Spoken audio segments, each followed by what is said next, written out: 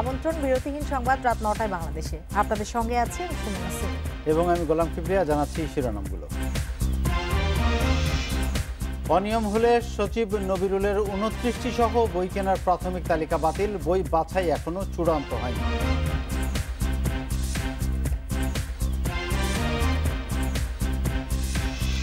নরসিংদী, টাঙ্গাইল, যশোরে বিএনপির সঙ্গে পুলিশ ও আওয়ামী লীগের সংঘর্ষ, আহত ৩৭, আটক ২৮ নেতাকর্মী।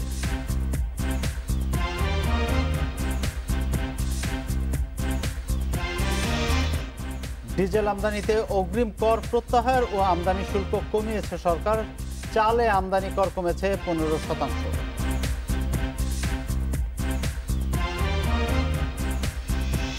ট্রাক শ্রমিকের মজুরি দ্বিগুণ করার প্রতিবাদে পঞ্চগড়ে পাথর বালু ব্যবসায়ীদের ধর্মঘট, কর্মহীন ১০,০০০ শ্রমিক।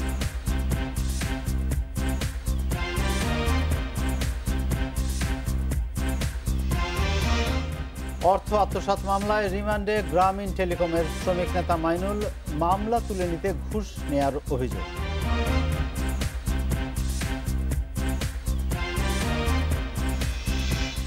শিরোনামগুলো শুনছিলেন, এবার পুরো খবর। অনিয়ম হলে অতিরিক্ত সচিব নবিরুল ইসলামের ২৯টি সহ বই কেনার প্রাথমিক তালিকা বাতিল বা সংশোধন করবে জনপ্রশাসন মন্ত্রণালয়।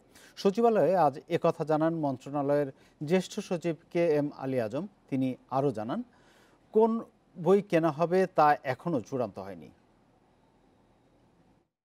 সরকারি কর্মকর্তাদের জ্ঞান চর্চা ও পাঠ্যাভ্যাসের জন্য বিভাগ, জেলা ও উপজেলার প্রশাসনিক কার্যালয়ে পাঠাগার করার পরিকল্পনা নিয়েছে সরকার। ৪ বছরে বই কেনার জন্য বরাদ্দ হয়েছে ৯,৫৪,০০,০০০ টাকা। বই কেনার প্রাথমিক তালিকায় আছে অতিরিক্ত সচিব নবিরুল ইসলামের লেখা ২৯টি বই, যা নিয়ে সমালোচনার ঝড় সামাজিক যোগাযোগ মাধ্যমে। এ বিষয়ে জনপ্রশাসন প্রতিমন্ত্রী জানান, বই কেনা প্রকল্পে সরকারি কর্মকর্তাদের লেখা বইয়ের আধিক্য থাকবে না। এখন আমরা চূড়ান্ত করিনি, এটা আমাদের নোটিশে এসছে অলরেডি। এটার বিষয়ে আমরা এক সিদ্ধান্ত নেব, এটা অবশ্যই হবে না। নাম দিয়েছে বা কোন একটা বিষয় আছে এখানটাতে, এটা আসলে তো চোখে পড়ার মতো একটা বিষয়। লিস্টে যখন তালিকাবদ্ধ হবে, ফাইনাল হবে, তখন অবশ্যই আমরা এটা দেখব। তো হয়তো প্রাথমিক লিস্টে নামতে এসছে সম্ভবত, তো এটা তো ঠিক হয়নি। বই কেনার তালিকা তৈরিতে অনিয়ম হলে তা বাতিল বা সংশোধন করা হবে বলে জানিয়েছেন মন্ত্রণালয়ের সচিব। গণমাধ্যমে জানার পরেই, আসার পরেই আমি এটি অবহিত হয়েছি। পরীক্ষা নিরীক্ষা করে যদি এটি সত্যতা প্রমাণিত হয় বা আমরা যদি কোনো সমস্যা দেখি, সেক্ষেত্রে আমরা ওই তালিকা সংশোধনের ব্যবস্থা নেব বা বাতিলের ব্যবস্থা নেব। অ্যাট দি সেম টাইম অন্য যে ব্যবস্থা গ্রহণ করা উচিত সেটি আমরা গ্রহণ করব। বই কেনা শুরু হয়েছে কিনা জানতে চাইলে আলী আজম জানান, এই বিষয়ে মাঠ পর্যায় থেকে কোনো তথ্য এখনো মন্ত্রণালয়ে আসেনি। Hasib Mahmud Shah, Independent News, Dhaka. আওয়ামী লীগ সরকারের পদক্ষেপে উত্তরাঞ্চল থেকে মঙ্গা দূর হয়েছে বলে জানালেন প্রধানমন্ত্রী শেখ হাসিনা। জাতীয় সংসদের ডেপুটি স্পিকার ফজলে রাব্বি মিয়ার মৃত্যুতে শোক প্রস্তাবের উপর আলোচনায় কথা জানান তিনি। বলেন, ডেপুটি স্পিকার হিসেবে তিনি শুধু দক্ষই নন, জনগণের কাছেও ছিলেন জনপ্রিয়। স্পিকার ডক্টর শিরিন শারমিন চৌধুরীর সভাপতিত্বে রোববার বিকেলে বসে একাদশ জাতীয় সংসদের ১৯তম অধিবেশন। শুরুতেই কার্যপ্রণালী বিধি অনুযায়ী নির্বাচন করা হয় নতুন ডেপুটি স্পিকার ও প্যানেল স্পিকার। সর্বসম্মতিক্রমে ও বিনা প্রতিদ্বন্দ্বিতায় বাংলাদেশ জাতীয় সংসদের ডেপুটি স্পিকার নির্বাচিত হলেন। পরে জাতীয় সংসদের ডেপুটি স্পিকার ফজলে রাব্বি মিয়া এবং জাপানের সাবেক প্রধানমন্ত্রী শিনজো অ্যাবে সহ বিশিষ্ট ব্যক্তিদের মৃত্যুতে সর্বসম্মতিক্রমে পাশ হয় শোক প্রস্তাব। সংসদে উত্থাপিত শোক প্রস্তাবগুলো সর্বসম্মতিক্রমে গৃহীত হলো। এরপর ডেপুটি স্পিকারের মৃত্যুতে শোক প্রস্তাবের উপর সাধারণ আলোচনায় অংশ নেন সরকারি ও বিরোধী দলের সংসদ সদস্যরা। তার মৃত্যুতে বাংলাদেশ পার্লামেন্ট একজন অভিজ্ঞ পার্লামেন্টারিয়ান হারিয়েছেন। বাংলাদেশের রাজনীতিতে একজন অজাতশত্রু রাজনীতিবিদ আমরা হারালাম। এতে অংশ নিয়ে প্রধানমন্ত্রী বলেন, সাধারণ মানুষের কাছে ফজলে রাব্বি মিয়ার গ্রহণযোগ্যতা ছিল অনন্য। তাই তিনি দল বদল করেও বারবার জাতীয় সংসদ সদস্য নির্বাচিত হয়েছেন। তিনি একজন আইনজীবী ছিলেন, দক্ষ আইনজীবী, যার ফলে তিনি আইন সম্পর্কে যথেষ্ট জ্ঞান রাখতেন। এবং আমি তো মনে করি যে একজন ডেপুটি স্পিকার হিসেবে অত্যন্ত দক্ষতার সাথে তার উপর অর্পিত দায়িত্ব তিনি পালন করেছিলেন। তাছাড়া তার ওই একটা এলাকায় এই বারবার জিতে আসা এমনকি তিনি দল পরিবর্তন করেও কিন্তু জয়ী হন। অর্থাৎ তার নিজস্ব যে জনপ্রিয়তা, মানুষের কাছে যে গ্রহণযোগ্যতা, সেটা অতুলনীয়। এর এক পর্যায়ে শেখ হাসিনা জানান তার নেতৃত্বেই আওয়ামী লীগ সরকার দেশের উত্তরাঞ্চলের মঙ্গা দূর করেছে। বাংলাদেশের যে অঞ্চলগুলি মঙ্গাপ্রীত ছিল, গাইবান্ধা তার মধ্যে একটি, কিন্তু আওয়ামী লীগ সরকার আসার পর থেকে আমাদের গৃহীত পদক্ষেপের ফলে আমরা যেমন 96 থেকে 2001 ক্ষমতায় ছিলাম, তখনও সেখানে মঙ্গা হয়নি, আমরা মঙ্গা দূর করতে সক্ষম হয়েছিলাম। এরপর 2009 থেকে এ পর্যন্ত কখনো মঙ্গা দেখা দেয়নি। দুর্ভিক্ষের হাত থেকে আমরা মানুষকে মুক্ত করতে পেরেছি। এলাকার উন্নয়নে যথেষ্ট কাজ আমরা করেছি, নদী ভাঙন রোধে ব্যাপক পদক্ষেপ আমরা নিচ্ছি, যোগাযোগ ব্যবস্থা উন্নয়ন করেছি, তবে সেখানে আরও উন্নয়ন দরকার। জাপানের সাবেক প্রধানমন্ত্রীর মৃত্যুতেও শোক প্রকাশ করেন সরকার প্রধান। অনিমেষ কর, ইন্ডিপেন্ডেন্ট নিউজ, ঢাকা। ইভিএমে ভোট জালিয়াতির অভিযোগ করা হলেও কেউ প্রমাণ করতে পারেনি বলে দাবি করেছেন নির্বাচন কমিশনার রাশেদা সুলতানা। বেলা 11টার দিকে খুলনার দিঘলিয়ায় ভোটার তালিকা হালনাগাদ কার্যক্রম পরিদর্শনে গিয়ে একথা বলেন তিনি। এ সময় রাশেদা সুলতানা বলেন, ইভিএমে নির্বিঘ্নে ভোট দেওয়া সম্ভব, এজন্যই আগামী সংসদ নির্বাচনে 150 আসনে ইভিএমের মাধ্যমে ভোট করা হবে। সেই সাথে নির্বাচনকালীন সরকারের অধীনে নির্বাচন হবে বলে জানান তিনি। বলেন, বর্তমান নির্বাচন কমিশন সব রাজনৈতিক দলকে নিয়ে নির্বাচন করতে আগ্রহী, তবে নির্বাচনে আসা না আসা দলের অধিকার। নির্বাচনে আসা না আসা এটা তাদের ইচ্ছাধীন ব্যাপার। তবে হ্যাঁ, আমরা কিন্তু চাই যে সব দল মিলে প্রতিদ্বন্দ্বিতামূলক, প্রতিনিধিত্বমূলক ইলেকশনটা হোক, সুন্দর একটা ইলেকশন করতে পারবো। এইটা কিন্তু আমরা নিশ্চিত হওয়ার পরে কিন্তু আমরা ইভিএম এর সিদ্ধান্তটা নিয়ে ফেলছি। ইভিএম এর প্রযুক্তিগত দুর্বলতা ও নির্বাচন কমিশনের বিশ্বাসযোগ্যতা নিয়ে প্রশ্ন রয়েছে বলে মন্তব্য করেছেন সুশাসনের জন্য নাগরিক সুজনের সম্পাদক বদিউল আলম মজুমদার। দুপুরে প্রেস ক্লাবে আলোচনা সভায় এ মন্তব্য করেন তিনি। বদিউল আলম মজুমদার বলেন, ইভিএম এর বিশ্বাসযোগ্যতা নির্ভর করে নির্বাচন কমিশনের উপর কতটা আস্থা রয়েছে তার উপর। ইভিএম দুর্নিয়ন্ত্রিত না হলেও ধাপে ধাপে কমিশনের কর্মকর্তারা এ নিয়ন্ত্রণ করে থাকেন বলে মন্তব্য করেন তিনি। এছাড়াও জানান, ইভিএম ডিজিটাল হলেও ফল গণনার পদ্ধতি ম্যানুয়াল, ফল তৈরির প্রক্রিয়ায় অস্বচ্ছতা রয়েছে বলেও মন্তব্য করেন তিনি। আলোচনার প্রযুক্তিবিদেরা বলেন, নির্বাচনের আগে বায়োমেট্রিক তথ্য ভান্ডার নিখুঁত করা বড় চ্যালেঞ্জ।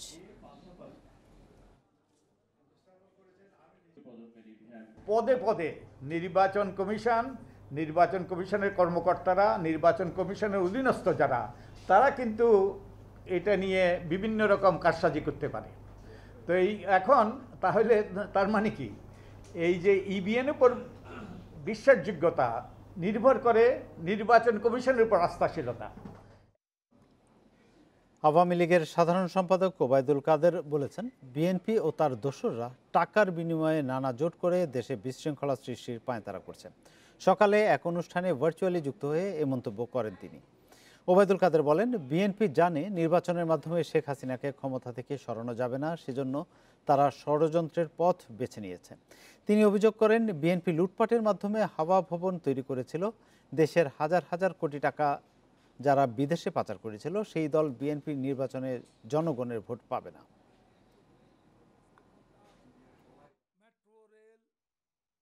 বিএনপি আজ তার দোসরদের নিয়ে টাকা পয়সা দিয়ে নানা ফ্রন্ট গঠন করছে, দেশে বিশৃঙ্খলা তৈরি করতে।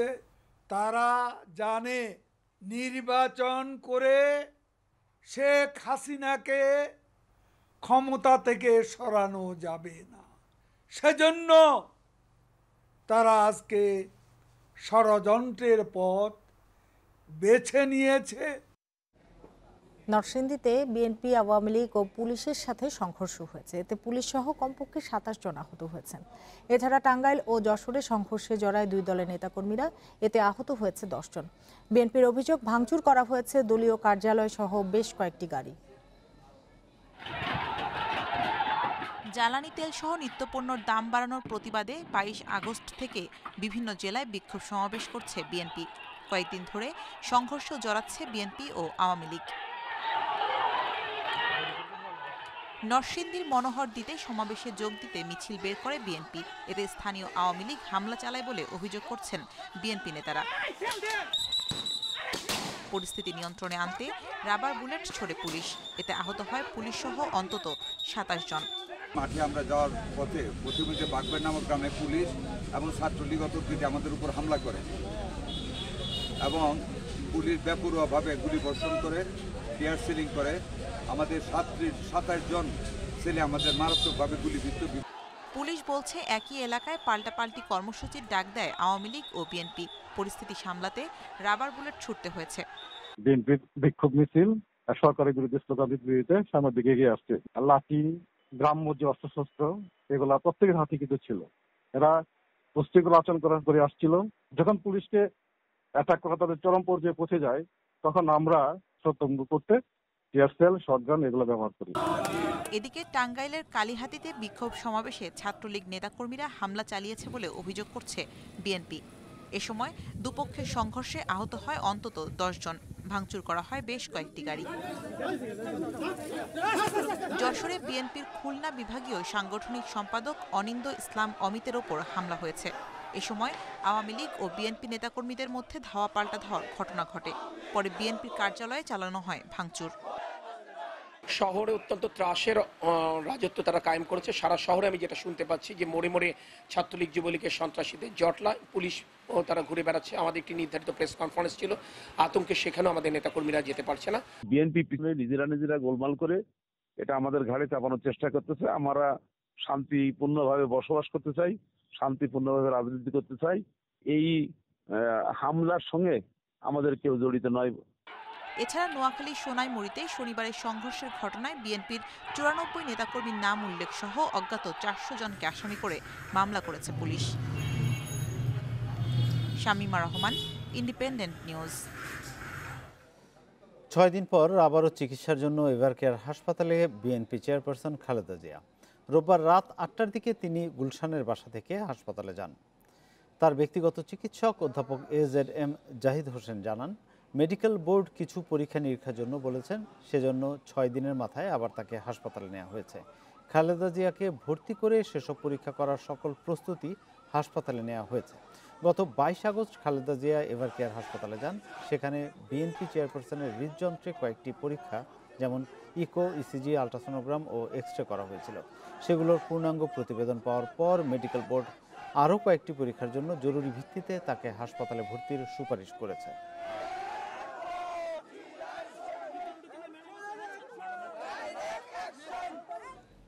যুক্তরাষ্ট্রসহ যেসব দেশ রোহিঙ্গাদের নেয়ার আগ্রহ দেখিয়েছে, তাদের অধিক সংখ্যক রোহিঙ্গা নিতে আহ্বান জানিয়েছেন স্বরাষ্ট্রমন্ত্রী আসাদুজ্জামান খান। অবৈধ অস্ত্র ও মাদকের বিস্তার ঠেকাতে রোহিঙ্গা ক্যাম্পে আইনশৃঙ্খলা বাহিনীর সাথে প্রয়োজনে সেনাবাহিনীও কাজ করবে, জানান স্বরাষ্ট্রমন্ত্রী। রোববার সচিবালয়ে বাস্তুচ্যুত মিয়ানমারের নাগরিকদের সমন্বয়, ব্যবস্থাপনা ও আইন শৃঙ্খলা সংক্রান্ত জাতীয় কমিটির সভা অনুষ্ঠিত হয়। সভায় স্বরাষ্ট্রমন্ত্রী বলেন, যুক্তরাষ্ট্রসহ যেসব দেশ রোহিঙ্গাদের আশ্রয় দিতে আগ্রহ প্রকাশ করেছে তা যাচাই বাছাই করা হচ্ছে। এরকম যদি কোনো কেউ আগ্রহ প্রকাশ করেন, আমরা মনে হয় এটা তাদেরকে আমরা বলবো যে অধিক সংখ্যক নেওয়ার জন্য আন্তর্জাতিক পরিমণ্ডলে তারাও তাদের কণ্ঠ আরো জোরালো করবেন, সেটা আপনারা দেখেছেন এবং শুনেছেন। রোহিঙ্গা ক্যাম্পে সন্ত্রাস ও মাদক রুখতে অভিযান পরিচালনা করা হবে। নাফ নদীতে মাছ ধরার ট্রলারগুলোকে বাধ্যতামূলক নিবন্ধনের আওতায় আনা হবে বলে জানান স্বরাষ্ট্রমন্ত্রী। মাঝে মাঝে এই রক্তপাত হচ্ছে, এটা অস্বীকার করার কিছু নেই। সেই জন্য কারা এই অপরাধগুলি ঘটাচ্ছে তাদের যেমন গোয়েন্দা নজরদারিতে আছে এবং তারা কিভাবে আসে, কোত্থেকে আসে, সেইগুলি নিয়ে বিস্তারিতভাবে আমাদের এই তথ্য প্রকাশ আমরা করব খুব শীঘ্রই। একই সাথে ক্যাম্পের ভেতর রোহিঙ্গাদের অপরাধ নিয়ন্ত্রণে মোবাইল ব্যবহারের উপর নানা বিধিনিষেধ আরোপের সিদ্ধান্ত হয়েছে বলেও জানিয়েছেন স্বরাষ্ট্রমন্ত্রী। Hasif Mahmud Shah, Independent News, Dhaka. Myanmar থেকে ছোড়া 2টি মর্টার শেল বাংলাদেশের সীমান্তে এসে পড়েছে, তবে সেগুলো বিস্ফোরিত হয়নি। হতাহতের ঘটনাও ঘটেনি। বিজিবি সদস্যরা শেল দুটি ঘিরে রেখেছেন, সেগুলো নিষ্ক্রিয়ের চেষ্টা চলছে। বেলা 3:30টার দিকে বান্দরবানের নাইক্ষ্যংছড়ির ঘুমধুম সীমান্তের তুমব্রু বাজার এলাকায় শেল দুটি পড়ে। স্থানীয়দের সঙ্গে কথা বলে জানা গেছে, সপ্তাহ দুয়েকের বেশি সময় ধরে সীমান্তের ওপারে রাখাইন রাজ্যে মিয়ানমারের সেনাবাহিনীর সঙ্গে আরাকান আর্মির লড়াই চলছে। সকাল থেকে দুই পক্ষের মধ্যে তুমুল লড়াই হয়। দুপুরে সীমান্তে মিয়ানমার সেনাবাহিনীর হেলিকপ্টার ও যুদ্ধবিমান চক্কর দিতে দেখা যায়। এরপর বিকেলে বাংলাদেশের সীমান্তের মধ্যে মর্টার শেল পড়ার ঘটনাটি ঘটে।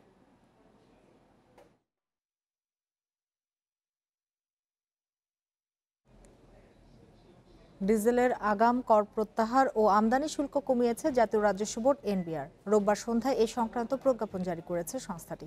কর্মকর্তারা জানান, ছাড়ের ফলে ডিজেলের সমুদয় করের পরিমাণ হবে 22.75%, যা আগে ছিল প্রায় 34%। এই সুবিধায় লাইট ডিজেল ও হাই স্পিড ডিজেল আমদানি করা যাবে। পাশাপাশি চালের আমদানি শুল্কও কমিয়েছে এনবিআর। সিদ্ধ ও আতপ চাল আমদানিতে নিয়ন্ত্রণমূলক শুল্ক 25%-এর পরিবর্তে 5% করা হয়েছে। কর্মকর্তারা জানান, চাল আমদানি করতে এখন 25.75%-এর পরিবর্তে 15.25% কর দিতে হবে। এ সুবিধায় চাল আমদানিতে খাদ্য মন্ত্রণালয়ের অনুমতি নিতে হবে বলেও প্রজ্ঞাপনে জানানো হয়েছে। শুল্ক ছাড়ের এসব সুবিধা ডিসেম্বর পর্যন্ত বহাল থাকবে।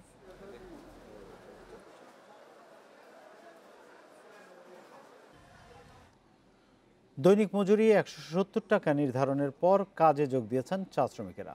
মজুরি বৃদ্ধির দাবিতে টানা 15 দিন কর্মবিরতি পালন শেষে আজ বাগানে ফিরে চা পাতা তোলার কাজ শুরু করেছেন তারা। একই সঙ্গে চালু হয় কারখানাও, তবে অনেকেরই সাপ্তাহিক ছুটি থাকায় সব বাগানে একযোগে কাজ শুরু হয়নি। দীর্ঘ কর্মবিরতি আর আন্দোলনের পর আবারও চা বাগানে ফিরেছে কর্মচাঞ্চল্য। দৈনিক মজুরি 170 টাকা নির্ধারণের ঘোষণাকে স্বাগত জানিয়ে রোববার সকালে কাজে যোগ দেন শ্রমিকরা। সাপ্তাহিক ছুটির কারণে বেশিরভাগ চা বাগান বন্ধ থাকলেও সিলেট ভ্যালির 23টি বাগানের মধ্যে 9টিতে চা পাতা তোলা হয়। পুরার কথা আমরা মানছি, আমরা 170 টাকাতে কাজে যোগদান করছি। আমরা এখন কাজে যোগদান করতে পুরা প্রস্তুত। আমাদের মানুষ এখন আর আটকে থাকবে না। 170 টাকা যে দিয়েছি, যে এটাতেই আমরা প্রধানমন্ত্রীর কাছে ধন্যবাদ জানাই। নতুন মজুরি নির্ধারণ হওয়ায় সাপ্তাহিক বন্ধের দিনেও মৌলভীবাজারের বেশিরভাগ বাগানে দল বেঁধে কাজে যোগদান শ্রমিকরা। তবে মজুরির পাশাপাশি অন্যান্য সুযোগ সুবিধা বৃদ্ধির বিষয়টি নিশ্চিত করার দাবি জানিয়েছেন তারা। আজকে খুশি, আমরা মন্ত্রীর ধন্যবাদ দিলাম। সুস্থভাবে আমরা ঔষধ পাতি পাই, রসুন পাতি পাই, হাজিরি পাই, লিপ পয়সা পাই, নগদা পয়সা পাই, ওটা আমরা চাই। বেশি শক্ত হয়ে গেছে পাতাটা, তুলতে অনেক কষ্ট হয়। পাতা তোলা শুরু হয়েছে। আমি ধন্যবাদ জানাই আমাদের মাননীয় প্রধানমন্ত্রী শেখ হাসিনাকে। সবাই স্বতঃস্ফূর্তভাবে আজকে কাজে যোগদান দিছে। হবিগঞ্জের সব বাগানে সাপ্তাহিক ছুটি থাকলেও প্রধানমন্ত্রীর ঘোষণাকে স্বাগত জানিয়ে আনন্দ উল্লাস করেন চা শ্রমিকরা। সোহেলি জাহান, ইন্ডিপেন্ডেন্ট নিউজ। এদিকে চা শ্রমিকদের আন্দোলন থামলেও তৈরি হয়েছে দাম বাড়ার আশঙ্কা। ধর্মঘটের কারণে উৎপাদন কমায় এরই মধ্যে চায়ের দাম বেড়েছে নিলামে, যার প্রভাব খুচরা বাজারে এখনো পড়েনি। তবে খুব শিগগিরই মূল্য বেড়ে যাওয়ার আশঙ্কা বিক্রেতাদের। মজুরি বাড়ানোর দাবিতে টানা 15 দিনে শ্রমিক আন্দোলনে উৎপাদনে কিছুটা ভাটা পড়ে দেশের চা বাগানগুলোতে। মজুরি বাড়ানোর পর শ্রমিকরা কাজে যোগ দিলেও গতি আসেনি পুরোপুরি। বাগান মালিকরা বলছেন, 2 সপ্তাহ পাতা না তোলায় চা সরবরাহে ঘাটতি দেখা দিয়েছে।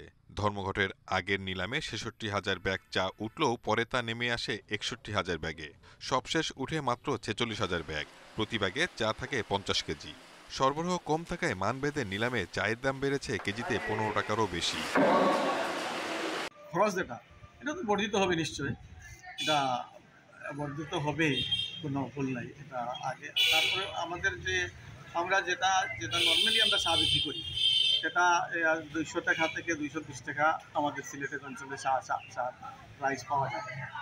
এই মূল্য থেকে এখন দেখা যাবে প্রোডাকশনের মূল্য বাড়ে যাবে। এমন পরিস্থিতিতেও রাজধানীর বাজারে খোলা ও প্যাকেট চা বিক্রি হচ্ছে আগের দামেই। তবে নিলামে দাম বাড়ার প্রভাব দ্রুতই খুচরা বাজারে পড়তে পারে বলে আশঙ্কা বিক্রেতাদের। চায়ের ইয়াটা নিয়ন্ত্রণ করা হলো কিন্তু ইস্পাহানি, লিভার বেদাস, তাজা ওরাই করে। তো আসলে এখন যেহেতু 2 সপ্তাহ আমরা খবর পাইছি যে 2 সপ্তাহ চা উঠানো বন্ধ, তো হয়তো এটার প্রভাবটা হয়তো পড়তে পারে, হয়তো বড় বড় কোম্পানিদের মাধ্যমে পড়তে পারে। বেসিক্যালি যারা বেসরকারি জব করে বা যাদের ফিক্সড বেতন, তাদের জন্য তো ডাবল খরচ। বাংলাদেশ চা বোর্ডের তথ্য অনুযায়ী 2021 সালে দেশের 166টি চা বাগান থেকে 9,05,06,000 কেজি চা উৎপাদিত হয়। এসব চায়ের বেশিরভাগই দেশের বাজারে বিক্রি হয়। Shahid Ahmed, independent News, Dhaka. ট্রাকে পাথর ও বালু নামানোর খরচ 1 লাফে দ্বিগুণ করার প্রতিবাদে ধর্মঘটে পঞ্চগড়ের ব্যবসায়ীরা। শনিবার সকাল থেকে জেলায় বন্ধ আছে পাথর ও বালু বেচাকেনা। এতে কর্মহীন হয়ে পড়েছেন অন্তত 10,000 শ্রমিক। দ্রুত সমস্যার সমাধান না হলে এর প্রভাব পড়তে পারে নির্মাণ শিল্পে। এতদিনে প্রতি ঘনফুট পাথর ও বালু ট্রাকে লোড আনলোডের জন্য শ্রমিকদের দেয়া হতো 2 টাকা 80 পয়সা, কিন্তু জ্বালানি তেল সহ নিত্যপণ্যের মূল্য বৃদ্ধির কারণ দেখিয়ে সম্প্রতি প্রতি ঘনফুটের হার 4 থেকে 5 টাকা নির্ধারণ করে জেলা ট্রাক, ট্রাক্টর, কভার্ড ভ্যান শ্রমিক ইউনিয়ন সহ কয়েকটি সংগঠনের নেতারা। আমাদের সাথে কথাই বলে নাই, কোনো পরামর্শ করে নাই, না করে এটা করে এক পক্ষে টাকা বাড়ানো যাবে না। কোনো আলোচনা ছাড়াই খরচ দ্বিগুণ করার প্রতিবাদে শনিবার সকাল থেকে অনির্দিষ্টকালের জন্য পাথর ও বালি বেচাকেনা বন্ধ ঘোষণা করে জেলা ব্যবসায়ী যৌথ ফেডারেশন। সব ব্যবসায়ীরা একত্রিত হয়ে বলছে যে আমাদের রাতারাতি তারা 5 টাকা করলো কেন, 1 সেফটি বালিতে 1 সেফটি পাথরে 5 টাকা, এটা তো সম্ভব নয়। যেখানে ছিল 2 টাকা 80 পয়সা সেখানে তারা 2 টাকা 20 পয়সা এক রাত্রে বাড়াইল। শ্রমিকরা বলছেন নিত্যপণ্য সহ সবকিছুর দাম বাড়ায় আগের মজুরিতে সংসার চলছে না। এদিকে পাথর বালু বেচাকেনা বন্ধ থাকায় কর্মহীন হয়ে পড়ছেন 10,000-এরও বেশি শ্রমিক। আমাদের যে পড়তা হইতেছে না, আমরা যে আগে একটা গাড়ি করে বাল বাচ্চা নিয়ে চলছি, খাওয়া দাওয়া করছি, খুব সুন্দর ছিল, এখন তো পারতেছি না। আমরা 4 টাকার জন্য আজকে এটাকে গাড়ি বর্তমান লোডিং বন্ধ রাখছে। অবকাঠামো উন্নয়নের কাজে প্রতিদিন 400 থেকে 500 ট্রাক খনিজ পাথর এবং নদীর মোটা বালি পরিবহন হয় পঞ্চগড়ের বিভিন্ন এলাকায়। Independent news. শ্রম আইন লঙ্ঘনের অভিযোগে ডক্টর মোহাম্মদ ইউনূসের বিরুদ্ধে মামলা শ্রম আদালতে চলবে বলে দেয়া হাইকোর্টের পূর্ণাঙ্গ রায় প্রকাশ হয়েছে। 17 আগস্ট মামলা বাতিল চেয়ে ডক্টর ইউনূসের আবেদন খারিজ করে দেয় হাইকোর্ট। এ কারণে তার বিরুদ্ধে শ্রম আদালতে মামলা চলতে বাধা নেই। এর আগে গত 13 জুন শ্রম আইন লঙ্ঘনের অভিযোগে ডক্টর মোহাম্মদ ইউনূসের বিরুদ্ধে করা মামলার কার্যক্রম বিচারিক আদালতে 2 মাস স্থগিত থাকবে বলে আদেশ দেন আপিল বিভাগ। একই সঙ্গে এই সময়ের মধ্যে শ্রম আইন লঙ্ঘনের অভিযোগে ডক্টর মোহাম্মদ ইউনূসের বিরুদ্ধে করা মামলা কেন বাতিল করা হবে না এই মর্মে জারি করা রুল নিষ্পত্তি করতে নির্দেশ দেওয়া হয়েছে। আপিল বিভাগের আদেশে রুল শুনানি আবেদন খারিজ করে দেন।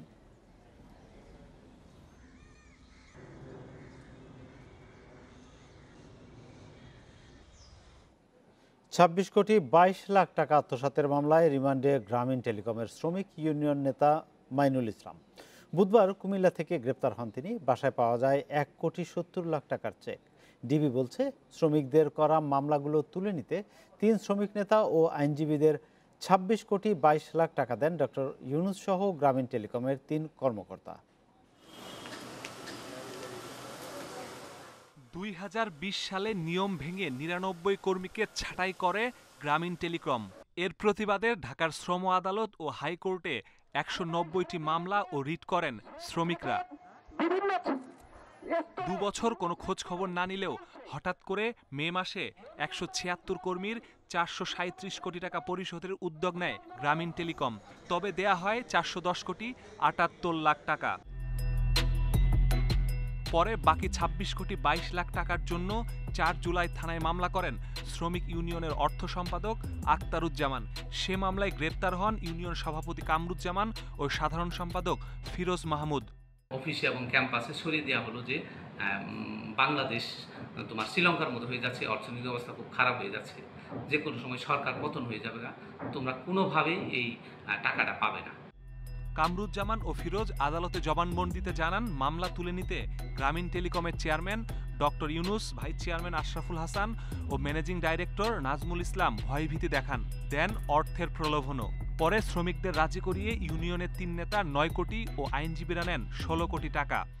লাভবানের আশায় প্রলোভনের পরে আমরা আসলে তাদের সমঝোতায় সাড়া দিই। এই চুক্তিটা যাতে প্রকাশ না পায় এই জন্য আমাদের আইনজীবী এবং আমাদের ব্যবস্থাপনার পরিচালক নাজমুল ইসলাম এবং আশরাফুল হাসান আমাদেরকে বলতে থাকে যেন এই চুক্তি যেন কোনোভাবে যেন প্রকাশ না হয়। তবে ঘটনার পর থেকেই পলাতক ছিলেন সহসভাপতি মাইনুল হাসান। বুধবার ভোরে কুমিল্লা থেকে গ্রেপ্তার করা হয় তাকে। পরে তার বাসা থেকে উদ্ধার হয় 1,70,00,000 টাকার চেক। ডিবি বলছে অবৈধভাবে নেয়া টাকা দিয়ে সাভারে জমি কিনেছেন মাইনুল, করেছেন ব্যবসায় বিনিয়োগও। একদিকে লুট, আরেকদিকে একজন আইনজীবীর চাপাচাপি, এবং ভবিষ্যতে তারা হয়রানির শিকার হবে না, এইসব ভয়ভীতি দেখে একটা আতঙ্কজনক পরিস্থিতি সৃষ্টি করে কিন্তু মামলাগুলি তারা তুলে নিয়েছেন এবং তারা এরকম একটা পরিস্থিতির শিকার করা হয়েছে কথা বলেছে। এ ঘটনায় গ্রামীণ টেলিকমের চেয়ারম্যান ডক্টর মোহাম্মদ ইউনুস সহ 3 কর্মকর্তাকে জিজ্ঞাসাবাদ করতে পারে DB. Masudur Rahman, independent News, Dhaka. রাত 9টায় বাংলাদেশে এবার খেলার খবর জানাচ্ছি শিরোনাম। এশিয়া কাপে ভারতের বিপক্ষে টস হেরে ব্যাট করছে পাকিস্তান। বাবর ফখর দ্রুত ফেরায় মন্থর রানের গতি।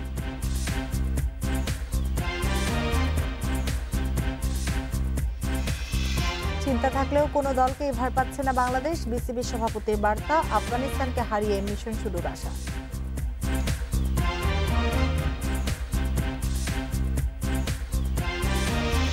এশিয়া কাপের রোমাঞ্চকর ম্যাচে ভারতের বিপক্ষে টস হেরে ব্যাট করছে পাকিস্তান। এখন পর্যন্ত তাদের সংগ্রহ 5 উইকেটে 97 রান। দুবাই ইন্টারন্যাশনাল ক্রিকেট স্টেডিয়ামে শুরুতে ভুবনেশ্বর আরশদীপ দাপট দেখিয়েছেন। 2-10 করে ফিরেছেন ফখর জামানও। ইনিংস বড় করার চেষ্টা করছেন রিজওয়ান। ইফতেখার আহমেদ করেছেন 28 রান। 2 স্পিনারের সাথে 3 পেসার নিয়ে খেলছে ভারত। একই কম্বিনেশন পাকিস্তান একাদশেও।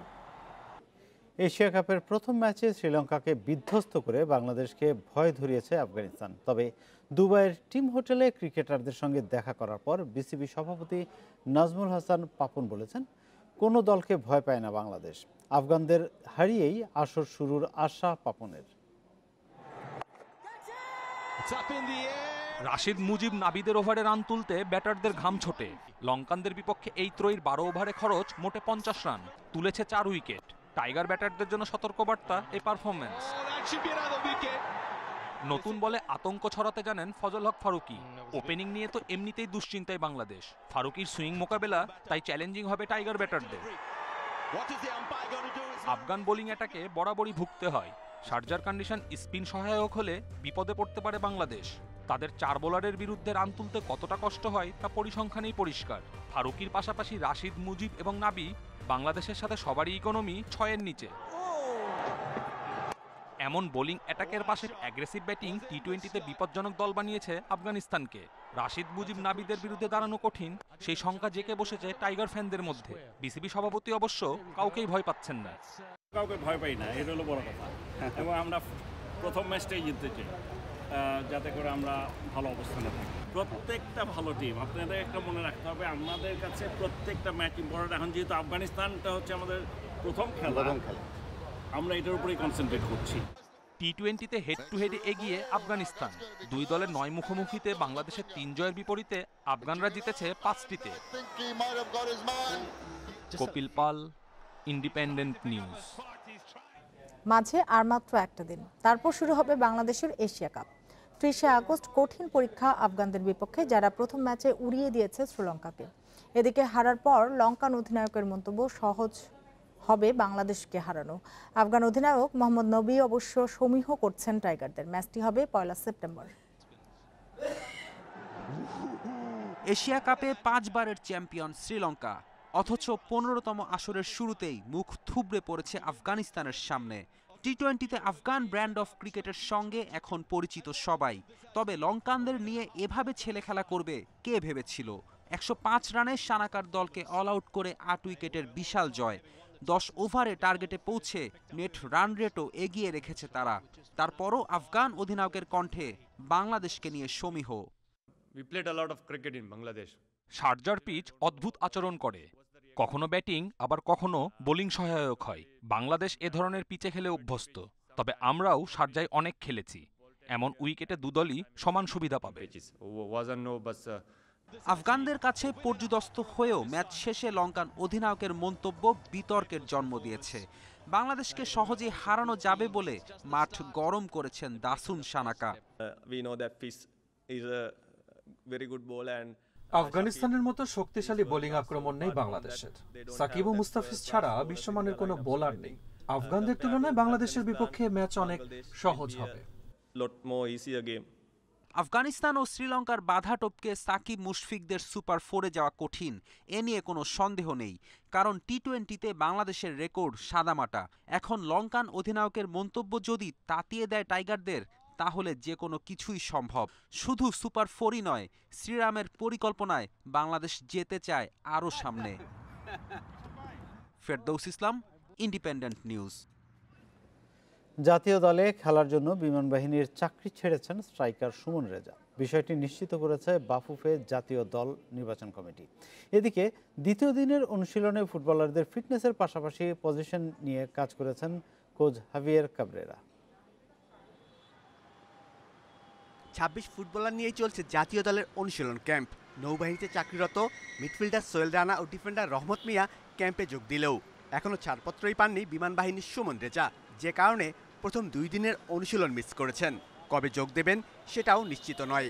আমি শুনেছি যে সে ওখানে রিজাইন দিয়ে এখানে এসে জাতীয় দলের সাথে উনি অনুশীলন শুরু করবে। ফেডারেশন থেকে আজকে চিঠি দেওয়া হয়েছে যাতে তাদের যেই টুর্নামেন্টটা হওয়ার কথা সেটা যদি একটু 1 সপ্তাহ পিছিয়ে দেওয়া হয় তাহলে প্রতিটা খেলোয়াড়ই তাদের খেলতে পারবে। অনুশীলনে বরাবরের মতো ফুটবলারদের ফিটনেসে মনোযোগ হাবিয়ের কাবরেরা। এপিবিএন মাঠে 4 চক্কর দিতেই ক্লান্ত সোহেল রানা জামালরা। ফিটনেসের পাশাপাশি ফুটবলারদের পজিশন নিয়ে সতর্ক রাখতে চেষ্টা করে যাচ্ছেন স্প্যানিশ কোচ। প্রফেশনাল ফুটবলে প্রতিটি দিনই গুরুত্বপূর্ণ। 25 দিনের ছুটিতে কোচের দেয়া রুটিন কতটা পালন করেছেন সবাই। ফুটবলাররা বলছেন বাড়িতে ফিটনেস নিয়ে কাজ করা প্রয়োজন, সে সংস্কৃতিটাই গড়ে ওঠেনি এখনো। 22 সেপ্টেম্বর কম্বোডিয়া ও 27 সেপ্টেম্বর নেপালের বিপক্ষে খেলবে বাংলাদেশ। 2টি ম্যাচই হবে প্রতিপক্ষের মাঠে। Shamim Ahmed, independent News, Dhaka. লা লিগায় এসপানিওলের মুখোমুখি হবে রিয়াল মাদ্রিদ। ম্যাচটি শুরু হবে বাংলাদেশ সময় রাত 2টায়। এই ম্যাচ জিতে শীর্ষে ওঠার লক্ষ্য ডিফেন্ডিং চ্যাম্পিয়নদের। প্রথম 2 ম্যাচ জিতেছে রিয়াল। গত মৌসুমে পারফরম্যান্সের স্বীকৃতি হিসেবে ইউএফা বর্ষসেরা ফুটবলারের পুরস্কার জিতেছেন বেনজেমা। বর্ষসেরা কোচও রিয়াল বস আনচেলত্তি। এই অর্জন আরও আত্মবিশ্বাসী করেছে গ্যালাকটিকোদের। এসপানিওলের বিপক্ষে চোটের কারণে না চোখে পাওয়া যাবে না। এদিকে বার্সেলোনা মাঠে নামবে রাত 11:30টায় ন্যু ক্যাম্পে কাতালানদের প্রতিপক্ষ ভায়াদোলিদ। এই ম্যাচে বার্সার জার্সিতে অভিষেক হবে ফরাসি ডিফেন্ডার জুলেস কুন্দের। লিগে 2 ম্যাচ খেলে 1 ড্র ও 1 জয় বার্সেলোনার।